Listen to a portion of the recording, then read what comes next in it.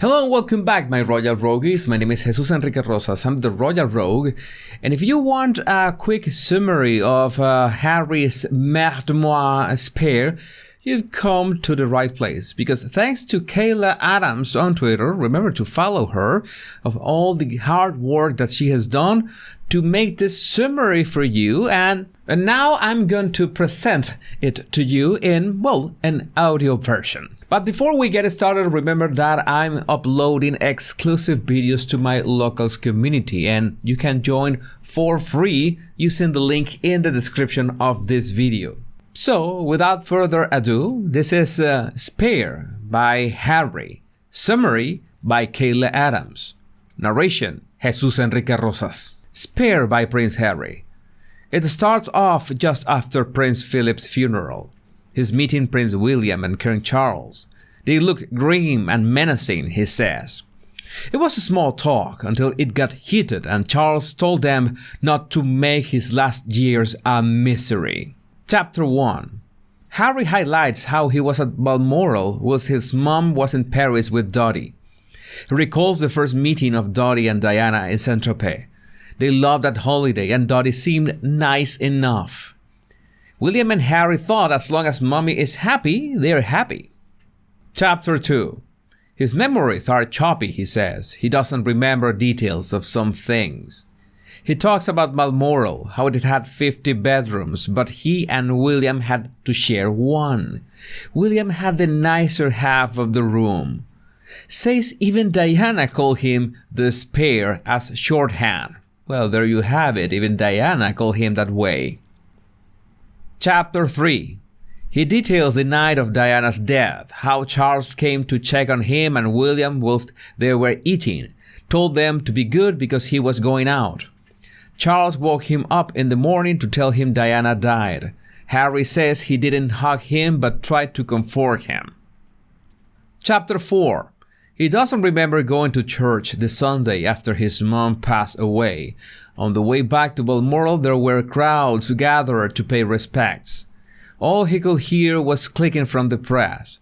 He reached for his dad's hand and the clicking got worse. Chapter 5.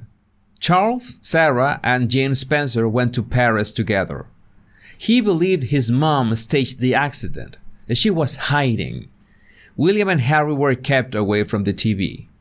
Diana's sister Sarah had brought back 2 locks of Diana's hair to give to the brothers. Chapter 6. The funeral. He wanted to cry but couldn't. He wanted to walk with William behind the coffin. He cried at Althorpe when the coffin was lowered into the ground, not because he believed his mom died, but because the idea of it was tragic. Chapter 7. He talks about going back to school after his mom died, about his birthday. His aunt Sarah gave him the gift that his mom bought for him before she died.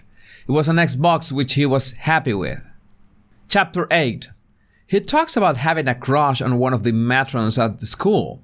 They were hot, he says. Aside from Pat, she was cold, small, mousy, frazzled. She had greasy hair and was empathy challenged. Well, since Harry is intellectually challenged, they would have been a nice match. They mocked her. She longed for them sometimes. He made her laugh at times. Chapter 9. His teachers asked him to write a final letter to his mom. He did, but he didn't believe she was dead. He regrets not speaking longer on the phone with his mom when she called the evening before the crash. He wanted to carry on playing with William and his cousins. Chapter 10. Harry had school break. Charles didn't want him alone at the palace, so took Harry with him to South Africa. He says the trip was a PR trip for Charles to improve his image. Charles tried hard to be a good dad, had trouble being intimate. Met Spice Girls and Mandela. Nice combination. Chapter 11. Charles arranged for him and Harry to go to a lodge, sit in camp chairs before a log fire and learn about redcoats and Zulu warriors from a historian. He loved that trip. It was a bonding experience with his dad. Chapter 12. His history teacher found him odd because he was a British prince who didn't know British history.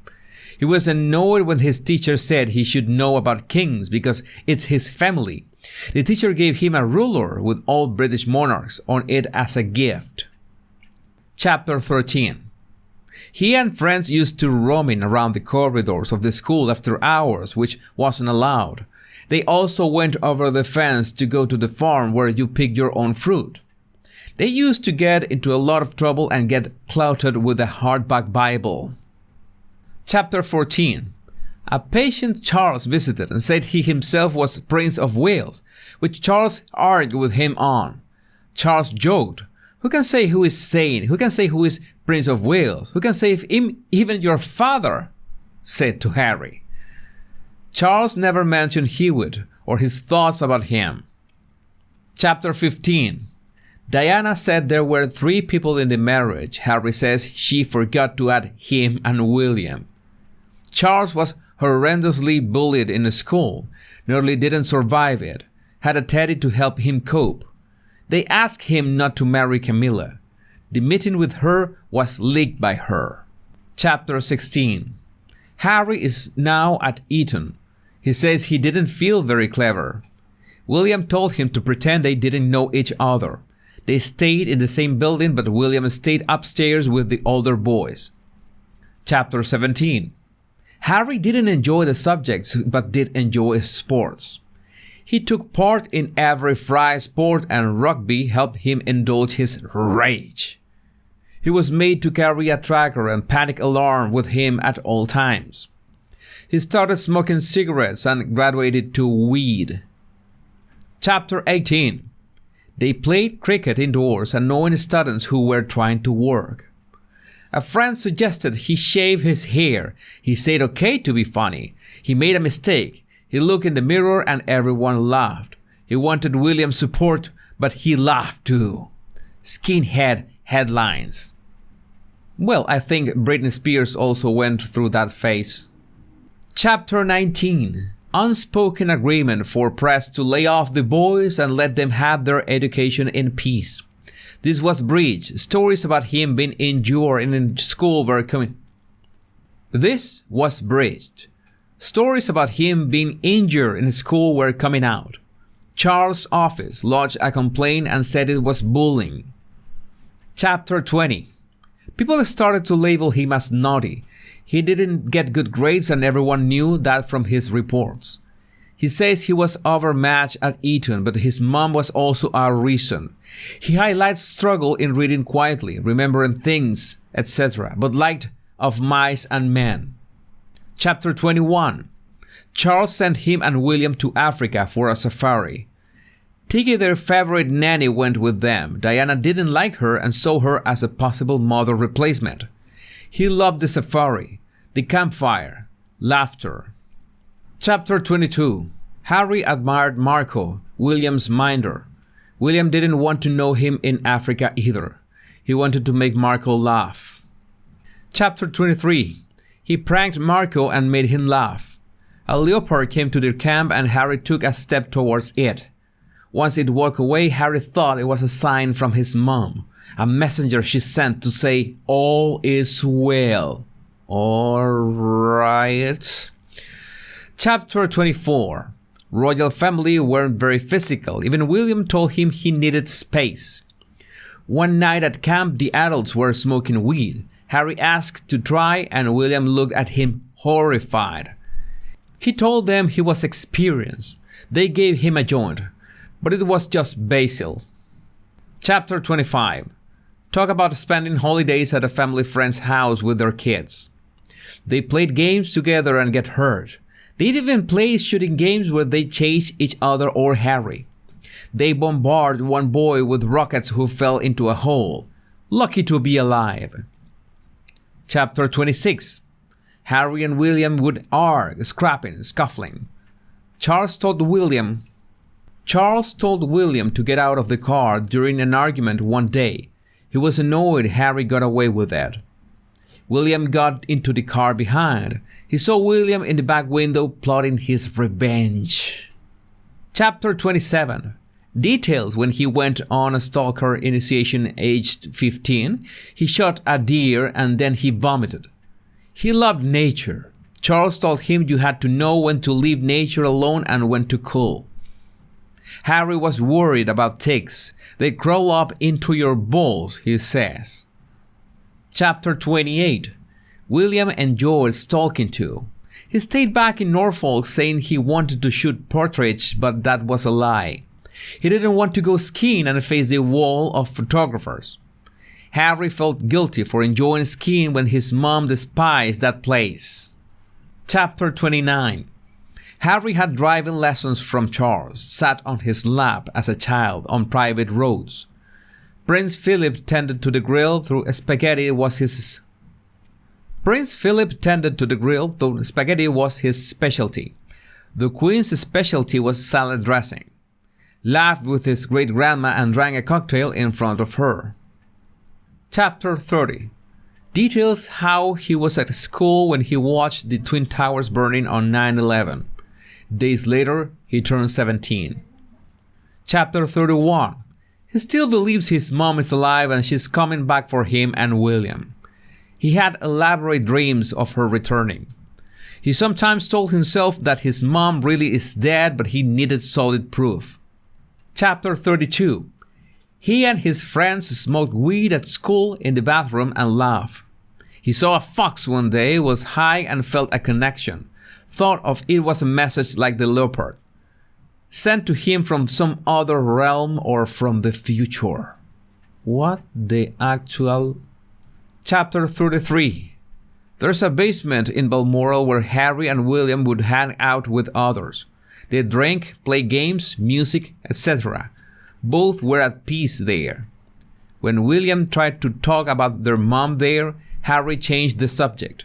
It annoyed William. Then details losing virginity. Chapter 33b. Marco told him he was asked to investigate Harry doing drugs. Tabloids had told Charles' office. Harry said it was lies. The editor thought he was an addict. Charles didn't stop the news. He presented to the world as a single dad coping with a drug addict chill. Harry said it was lies. The editor thought he was an addict. Charles didn't stop the news. He presented to the world as a single dad coping with a drug addict child. Chapter 34. Editor published stories about him being a drug addict and going to rehab. He didn't go to rehab, it was a charitable visit. William was angrier about this than Harry was, but said nothing could be done. That was Pa, Camilla, their life. Chapter 35. He didn't know Princess Margaret much. She gave him a biro pen for Christmas. His queen had a similar relationship with Margaret as him as William, competition, rivalry, etc. Margaret died. Ill Queen Mother attended funeral and took a fall the day after. She died. Chapter 36. Golden Jubilee. Details events and how a scandal was brewing. An editor had a picture of him allegedly doing cocaine. Harry said it wasn't true. Though he lied, he had been. Harry and the office played the king game. Editor went away as there was no photo. Chapter 37. Jubilee Concert. He recalls thinking about how the Queen left Charles and went on a months-long tour. How she probably didn't hug him, Philip neither. Queen had earplugs in her ear during the concert. He wanted to give her a hug. Chapter 38. Charles had a chat with him about what he wanted to do after Eaton. William was at university. He wanted to be a ski instructor, a safari guide. Since Charles couldn't work too hard in fear of outshining the monarch, he rebelled and wanted the same for Harry. He traveled. Chapter 38b. Details of how Charles broke the news of their school friend Henner's being involved in a car crash which proved fatal. Harry and William went to the funeral.